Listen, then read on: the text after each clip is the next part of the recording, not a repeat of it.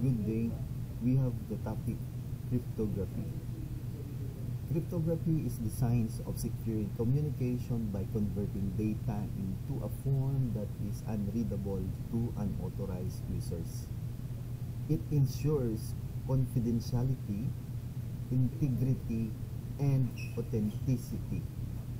So, itong cryptography, ito yung mag-protect ng mga data against sa mga magnanakaw ng mga data. So especially in the digital age ngayon sa computer generation, so marami na ang hacker. So kailangan nating protektahan yung mga information. So ang mga para maprotektahan yung mga information, yung mga data, kailangan natin itong cryptography. So this is the kumbaga, ito yung example kung paano ginamit yung modular arithmetic in data, in securing data. Yun siya. So we're going to tackle here the encryption and decryption, kasi ito yung way na mag-protect ng mga data. So yung encryption, this converting plain text into ciphertext using a key. Yung decryption naman, this is converting ciphertext back into plain text using the key. So ano ba itong encryption? So yung encryption, halimbawa ito yung mga data, ito mabasa natin.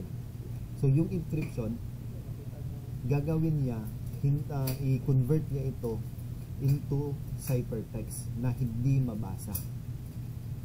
So hindi siya mabasa.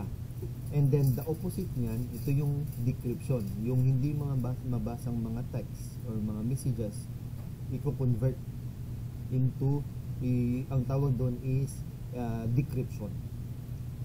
So we have here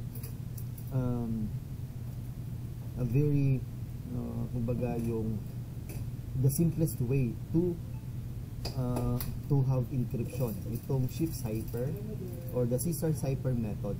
Ito siya, the shifting of characters. For example, a shift of 3, A becomes D and B becomes E. Ito yung ginamit nung panahon pa na nila Julius Caesar. So para hindi ma-intercept yung data na yung message is kino-convert nila into unreadable messages. Tapos meron lang key. Yung key yung way na para ma-decipher yung code, yung message. So we have here formula. Ito yung formula natin for encryption. So where A is a coded letter, yan, or that's the ciphertext letter, and B is the original letter or the plain text letter, and C is a constant shift or constant number, that's the key. So yan yung pinaka-importante para ma-decipher yung ating message. So yan yung ito yung pinaka-importante, yung C. And here modulo 26, itong 26 na to, ito yung number of characters na ginamit para magkaroon ng encryption. So here in the alphabet, so we have 26 characters in the alphabet, no, from A to Z. So 0 up to 25. So hindi siya mag-start sa 1. So mag-start siya sa 0 up to 25. So yan yung ating mga characters. In the modern era, sa ngayon, sa digital age, yung mga characters is hindi lang siya 26. Maraming characters. Maabot ng mga thousands of characters. Kaya mahirap nang i-decipher ngayon yung mga message. So kaya kailangan merong key para mas madali siyang ma-decipher. So yan yung role. So dito, so ito yung way ng para maprotektahan yung mga data. So let's have your examples. Let's take for this one, Gilas using a shift cipher C equals 5. So yung so this is the formula of encryption. Yung G natin, G-I-L-A-S, yung Gilas, ito yung bawat letters niyan, i-identify natin dito yung mga positions nila. Yan yung sa B, yung sa original letters, yung kanilang plain text kung saan sila nakaposisyon. So we have here B is equal to 6, pero dito ang G is equal to 6. Yan yung positions niya. So here B is plus 6 plus 5 because B plus C modulo 26. So we're going to substitute lang.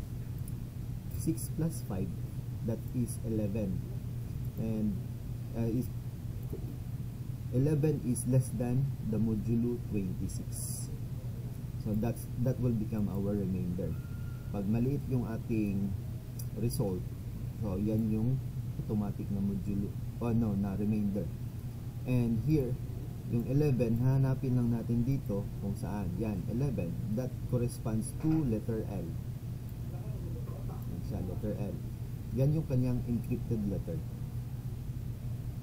And for I, ang I naman natin here, 8, yan yung position niya, 8. So 8 plus 5, so 13, and 13 is less than 26, and 13 here is N. So that letter N is 13 corresponds to letter N. And for L, we have 11. So 11 yung L natin, 11, so plus 5, so 16. Then 16 is our remainder. Now therefore it corresponds to letter Q. And A is 0. So yan, A, 0 ang A natin. So plus 5, so we have remainder of 5, so 5 modulo 26, and 5 is here letter F. So 5 is letter F. And S is yan, 18. So 18 yung S. So 18 plus 5, yan, 18 plus 5, so we have 23, and 23 still is less than 26, and that 23 is letter X. Letter X. So therefore the encrypted word for Gilas is LNQFX. Ito yung encrypted word niya. So ganyan lang. So kailangan ito, alam natin yung mga positions ng mga characters ng alphabet from 0 to 25. So 26 characters lang yan sila lahat. So here, encrypt the word money using a shift cipher C is equal to 19. So money, M is 12, O is 14, N is 13, E is 4, and Y is 24. So here, so M is 12, plus C plus 19, so we have 31. So 31, and 31 is greater than 26. So 26, i-divide natin ito, 31 divided by 26. So that is 1 point, sobra ng 1. So 1 point something. So meron siyang decimals. So yung decimals, mga digits niya, i-convert natin into a remainder. So here, kunin lang natin yung whole number ya na 1. So 26 plus 1 at 26 times 1, then isubtract natin yung sa 31. 31 minus 26, then we have 5. Then 5 is our remainder. That's 5 is letter F. Pero ito, pag masyadong close na siya sa sa ating modulo na 26, isubtract nyo na lang para mas madali. So kung still sobra pa rin ng 26, subtract pa rin kayo ng 26. So yan yung easiest way. Here, 14 plus 19, so we have 33. And 33 here, it is close to 26 to our modulo. Subtract na lang natin. So 33 minus 26, we have 7. And 7 is letter H. So 7 yung remainder natin dito.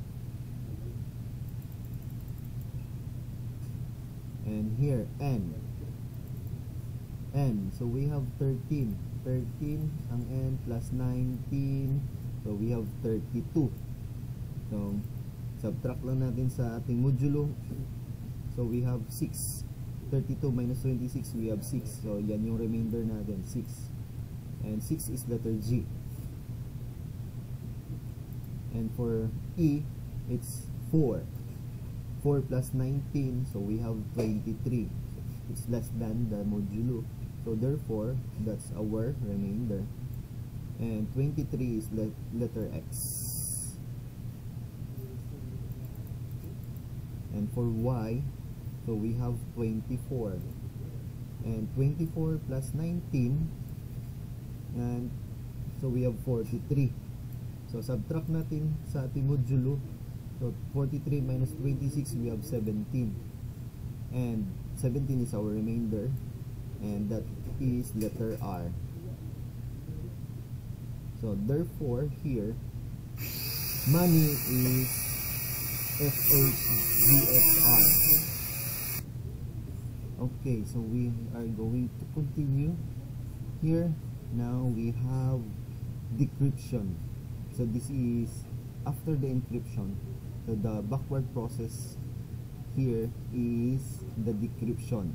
Ito yung ating formula, yung backward process na natin. So we have, if yung formula natin sa ating encryption, nag-add lang tayo B plus C, dito naman A minus C. Yung backward process lang, yan yung decryption natin, kung paano ibalik sa original para mabasa yung mga encrypted na mga data or messages. So let's try here. Decrypt the message TABQ. Yan, TABQ. Using C is equal to 12. So yan yung ating key. So TABQ, so from our character here, yung mga positions natin, so memorize na natin. We have T is equal to 19, A is 0, B is 1, and Q is 16. Yan.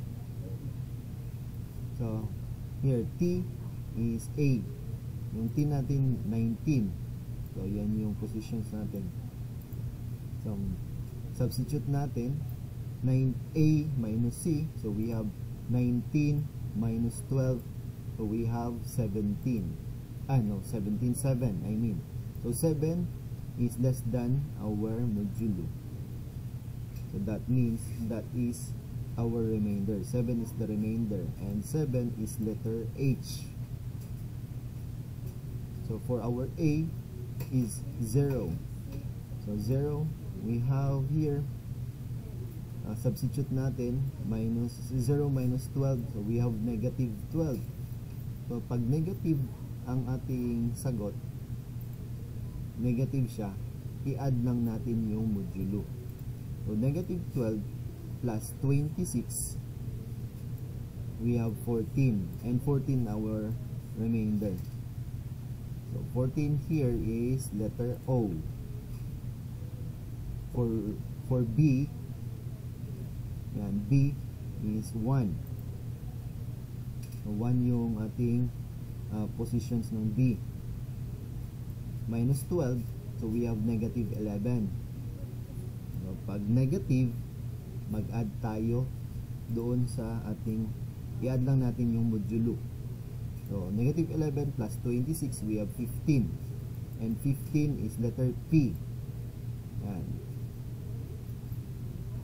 and Q is 16. 16 yung Q natin. So minus 12, so we have 4, and 4 is less than the modulo. So yan yung ating remainder. So 4 is letter E. So therefore, our decrypted word for TABQ is hope. So ganyan lang yung process ng ating decryption. So, another. So we have here NFICU. Decrypt the message NFICU using C is equal to 17. So kailangan kunin muna natin yung mga positions ng ating NFICU. So here, pagkatapos yan, so pwede na natin i-substitute sa ating formula. So one by one, ito. Ang N, 13 yung kanyang position here, and 13. So minus 17, so yung C natin is 17. We have negative 4. So tandaan, pag negative, i-add natin yung modulo. Negative plus 26, we have 22. And 22 is letter W. For F is 5. So 5 yung F natin. Minus 17, so we have negative 12. So add the modulo, negative 12 plus 26, we have 14 as the remainder, and 14 is letter O. Ang I, we have 8 minus 17, so that's negative 9. So plus the modulo, 26, we have 17, and 17 is the remainder, and 17 is letter R. C, 2 minus 17, we have negative 15, plus the modulo 26, we have 11 as the remainder, and 11 is letter L. And U, we have 20 minus 17, we have 3, and 3 is the remainder, 3 is letter D. So therefore, the decrypted word for NFICU is world. So here another problem, we have ZEXKDB. Now let's decrypt that one using C is equal to 23. So substitute natin yung ating mga positions ng ZEXKDB. So one by one. So ito. So one by one, we have Z is equal to 25 minus 23, so we have 2, and 2 is letter C. For E is 4 minus 23, we have negative 19, plus 26, so we have 7, and 7 is letter H. And A, so we have X is 23, and 23 minus 23, we have 0. So 0 is our remainder, and 0 here is letter A. For K is 10. 10 minus 23 is negative 13, plus 26, we have 13 as the remainder, and 13 is letter N. And letter N. Then here D, we have 3. 3 minus 23, and we have negative 20, plus 26, we have 6 as the remainder, and 6 is letter G. And here B, we have 1. 1 minus 23, we have negative 22, plus 26, we have 4. 4 as the remainder, and 4 is letter E. So here, therefore, the decrypted word for ZEXKDB is change. So yan yung ating decryption.